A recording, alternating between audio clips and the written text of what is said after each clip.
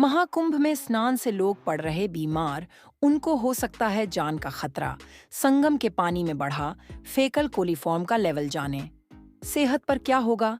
इसका असर महाकुंभ के दौरान संगम के पानी में बैक्टीरिया की मात्रा बेहद खतरनाक स्तर तक बढ़ चुकी है, जो लोगों को बीमार बना सकती है।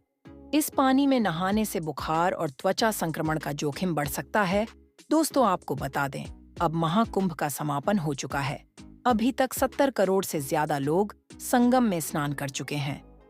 सेंट्रल पोल्यूशन कंट्रोल बोर्ड ने अपनी एक रिपोर्ट में संगम के पानी में फेकल कोलीफॉर्म बैक्टीरिया का लेवल बढ़ा हुआ पाया है। नेशनल ग्रीन ट्रिब्यूनल ने भी महाकुंभ में संगम के पानी में प्रदूषण के बढ़ते हुए स्तर पर चिंता जताई है।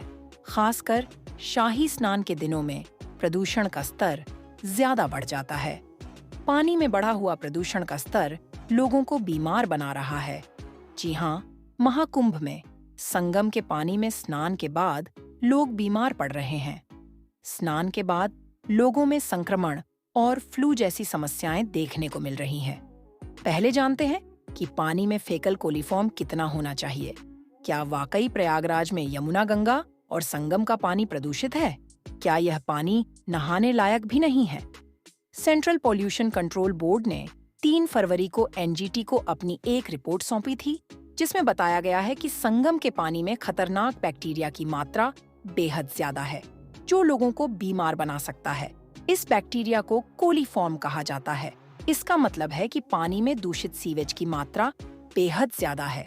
जल शक्ति मंत्रालय के अनुसार 100 मिलीलीटर पानी में फेकल कोलीफॉर्म की मात्रा 2005 से ज्यादा नहीं होनी चाहिए। लेकिन महाकुंभ के शुरू होने के बाद संगम के पानी में फेकल कोलीफॉर्म की मात्रा बेहद खतरनाक श्रेणी में है। अब यह पानी हाथ धोने के लायक भी नहीं बचा है। दोस्तों, आपको बताते चले कि क्या है फेकल कोलीफॉर्म बैक्टीरिया। आपको बता दें कि फेकल कोलीफॉर्म बैक्टीरिया का एक समूह है। इसमें कई बैक्टीरिया होते हैं। ये बैक्टीरिया इंसानों और जानवरों के मल मूत्र में पाया जाता है। इस बैक्टीरिया के संपर्क में आने से लोग बीमार हो जाते हैं। संगम के पानी में भी फेकल कोलीफॉर्म बैक्टीरिया पाया गया है, जो कई तरह की बीमारियों का कारण बन सकता है। जो लोग संगम के पानी में नहा रहे हैं या इस पानी को पी रहे हैं, उनमें कई तरह की बीमारियां होने का जोखिम बढ़ जाता है। इसकी वजह से त्वचा रोग संक्रमण और डायरिया जैसी समस्याओं का जोखिम बढ़ जाता है। अब जानते हैं कि सेहत पर बढ़े हुए फेकल कोलीफॉर्म का असर क्या पड़ेगा। पेट से जुड़ी बीमारियों का जोखिम। संगम स्नान में बढ़े हुए बैक्टीरिया के कारण पेट से जुड़ी बीमारियों का जोखिम बढ़ जाता है। अगर कोई बैक्टीरिया वाले इस पानी में नहाता है या पीता है, तो इससे दस्त, उल्टी और पेट दर्द जैसी समस्याएं हो सकती हैं। आंखों और कानों का संक्रमण। बढ़े हुए बैक्टीरिया के पानी में नहाने से आंखों और कानों का संक्रमण भी हो सकता है। इससे आंखों में जलन और रेडनेस की समस्या हो सकती है। कानों में भी इन्फेक्शन का जोखिम बढ़ जाता है। त्वचा पर संक्रमण। संगम के पानी में नहाने से त्वचा का संक्रमण भी हो सकता है। दरअसल गंदे पानी में नहाने से त्वचा पर खुजली और रैशेज जैसी समस्याएं हो सकती हैं। इस पानी में नहाने से फंगल इन्फेक्शन का जोखिम बढ़ जाता है। यूटीआई की समस्या। बैक्टीरिया वाले पानी में नहाने से या इस पानी को पीने से यूटीआई की समस्या हो सकती है। संगम के पानी में नहाकर वापस आए लोगों में यूटीआई के मामले देखने को मिल रही है। दोस्तों, इसके अलावा भी और कई समस्याएं देखने को मिल सकती हैं। एक नई रिपोर्ट में इससे जुड़ी कुछ और बात जानते हैं। आइए देखें। संगम में नहाए लोग लंबा झेलेंगे। संगम में नहाने वालों के स्वास्थ्य पर पड़ेगा बुरा असर। संगम में नहाने वाले लोग हो जाए सावधान, या वो लोग जो संगम में नहा कर आए हों। दोस्तों, बता दें, दरअसल हाल ही में एक रिपोर्ट सामने आई है, जिसमें बड़ा दावा किया गया है कि जो लोग संगम में नहा के आए हैं, वो गंभीर बीमारी से त्रस्त होंगे। एनजीटी में दायर सीपीसीबी की रिपोर्ट में कहा गया है कि प्रयागराज और उसके आसपास गंगा नदी की जल गुणवत्ता के बारे में चौंकाने वाले आंकड़े सामने आए हैं। आइए जानते हैं पूरा वाकया। सीपीसीबी की रिपोर्ट में विशेष रूप से माघ मेला और कुंभ मेला उत्सव के दौरान प्रयागराज में गंगा और यमुना नदियों में जल प्रदूषण के खतरनाक स्तर की बात की गई है। इस रिपोर्ट में महत्वपूर्ण जल गुणवत्ता मानकों का सही से अनुपालन न होने की बात कही गई है, जिससे सार्वजनिक स्वास्थ्य और पर्यावरणीय स्थिरता पर चिंताएं बढ़ती है। नदी जल की गुणवत्ता में गिरावट, अधिकांश निगरानी स्थानों पर बायोकेमिकल ऑक्सीजन डिमांड बीओडी का स्तर नहाने योग्य पानी को लेकर जो मापदंड तैयार किए गए हैं उससे अधिक पाया गया। पूरे आयोजन के दौरान सभी निगरानी स्थानों पर फेकल कोलीफॉर्म एफसी का स्तर ज्यादा पाया गया, जिससे अनुष्ठान स्नान में भाग लेने वाले भक्तों के लिए एक महत्वपूर्ण स्वास्थ्य जोखिम पैदा हो गया।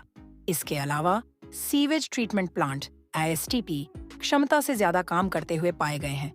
बता दें, प्रयागराज में 340 एमएलडी की कुल उपचार क्षमता वाले 10 परिचालन एसटीपी है। 7 एसटीपी उपचारित अपशिष्ट जल को गंगा में छोड़ते हैं, जबकि 3 यमुना में छोड़ते हैं, सलोरी में 14। एमएलडी एसटीपी को छोड़कर अधिकांश एसटीपी अपनी स्थापित क्षमता से अधिक चल रहे थे। सभी एसटीपी पर कीटाणु शोधन सुविधाएं चालू पाई गईं। जियोट्यूब फिल्ट्रेशन सिस्टम मानकों को पूरा करने में विफल रहा है। जानकारी के अनुसार 6 से 8 जनवरी और 18 से 19 जनवरी 2025 के बीच प्रयागराज में 7 जियोसिंथेटिक डिवाटरिंग ट्यूब जियोट्यूब स्थलों का निरीक्षण किया गया। नमूना विश्लेषण में पाया गया कि सभी 7 जियोट्यूब निर्धारित मानदंडों के अनुरूप नहीं हैं। अतः निष्कर्ष है कि जो लोग संगम में नहाए हैं वो बीमार पड़ सकते हैं। का असर महाकुंभ के दौरान संगम के पानी में बैक्टीरिया की मात्रा बेहद खतरनाक स्तर तक बढ़ चुकी है, जो लोगों को बीमार बना सकती है। इस पानी में नहाने से बुखार और त्वचा संक्रमण का जोखिम बढ़ सकता है। दोस्तों, आपको बता दें, अब महाकुंभ का समापन हो चुका है।